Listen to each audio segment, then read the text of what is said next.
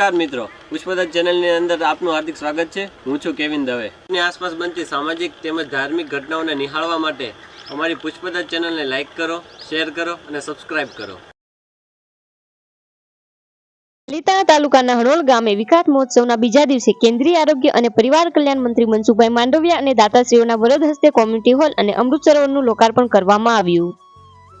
પાલીતાણા તાલુકાના હણોલ ગામમાં કેન્દ્રીય મંત્રી ડોક્ટર મનસુખ માંડવિયાના માર્ગદર્શન અને હણોલ ગામ લોકોના સહિયારા પરિશ્રમથી વિવિધ વિકાસ કાર્યનું લોકાર્પણ થઈ રહ્યું છે, જેમાં બીજા દિવસે કોમ્યુનિટી હોલ અને અમૃત સરોવરનું લોકાર્પણ કરવામાં આવ્યું।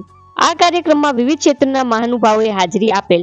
ખાસ ત્રિદિવસીય કાર્યક્રમમાં હણોલ ગામના બહાર રહેતા ગ્રામજનોએ ખાસ હાજરી આપેલ। અમૃત સરોવરમાં 33 નદીઓના જળ પધરાવવામાં આવશે, સાથે વિદ્વાન બ્રાહ્મણો દ્વારા સુંદર યજ્ઞનું આયોજન કરવામાં આવ્યું છે।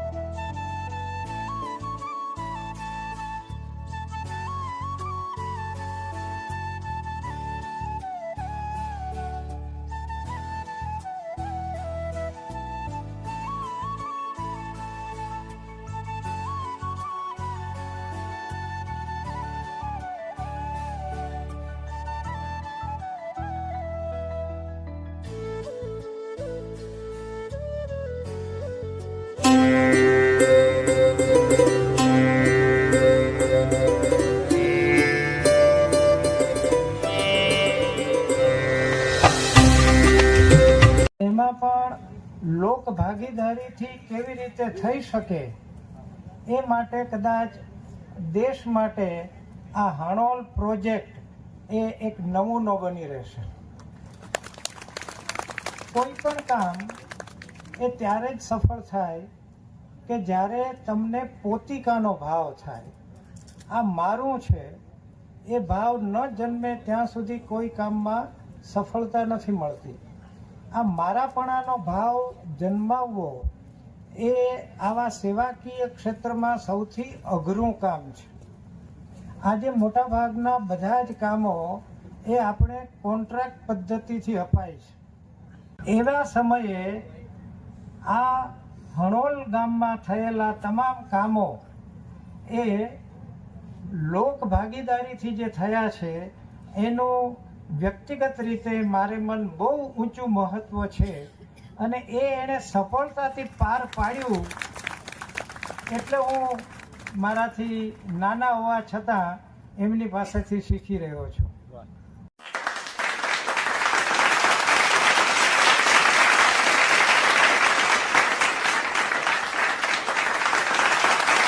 ભાઈઓ અને બહેનો, માનનીય મનસુખભાઈ અને મંચસ્થ મહાનુભાવો, આ બધી વાતો તો ઘણી થઈ ગઈ છે એટલે એટલું બધું કંઈ મારે કહેવાનું નથી। ખાલી ટૂંકમાં 2-3 વાક્યમાં કહી દઉં કે હણોલ એક અત્યારે ડાયમંડના બધા મર્ચન્ટ અહીંયા બેઠેલા છે। ડાયમંડના બધા મોટા મોટા મહાનુભાવો છે બધા। હણોલ એક મોટું રત્ન છે. આપણા ગામોમાં જો રત્ન ગણીએ તો આખા ભારતમાં હાણોલ એક રત્ન છે. અને જાહેર જીવનની વ્યક્તિઓમાં આપણે ગણના ગણીએ તો મનસુખભાઈ એક મોટામાં મોટું રત્ન છે. તો 2 રત્ન અહીંયા ભેગા થયા છે, એનાથી વધારે આપણે શું જોઈએ? આથી વધારે મારે બહુ કહેવાનું નથી. ખાલી મનસુખભાઈને એટલી જ મેં વિનંતી કરું છું કે આ જે ઇન્સ્પિરેશન જે હણોલનું છે એ ધીરે ધીરે વધારે પ્રસરે અને 100, 200, 500, 1000, 2000 બીજા ગામો આવા આપણે હણોલના મોડેલથી આગળ વધારીએ અને બધા અમે સૌ સાથે છીએ તમારી. તો એ પ્રાર્થના સાથે હું આપને વધારું.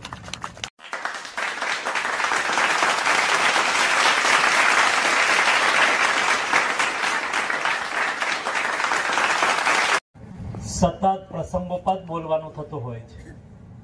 કાલે પણ વિસ્તૃત રીતે એક ગામડા માટેની મારી કલ્પના વિશે મેં વાત કરી હતી. હજુ આવતીકાલે સમાપનમાં મારે કેટલું કહેવાનું હશે એ હું કહીશ પણ ખરો, પરંતુ અહીંયા લગભગ હું ગઈકાલથી માત્ર ને માત્ર મારી પ્રશંસા સાંભળી રહ્યો છું. ત્યારે મારે એટલું કહેવું છે કે આ ગામડાને વાવ્યું છે, મેં નથી વાવ્યું. આ ગામડાને વાવ્યું છે. એ ગામડું અત્યારે ઉગ્યું છે, હજુ તો મોર ફૂટ્યા છે. હજી ગામડાને મોર ફૂટ્યો છે, હજી ફળ આવવાનું બાકી છે. મોર એટલું સુગંધિત હોય તો કલ્પના કરી શકો છો એ કેરી કેટલી સ્વાદિષ્ટ હશે.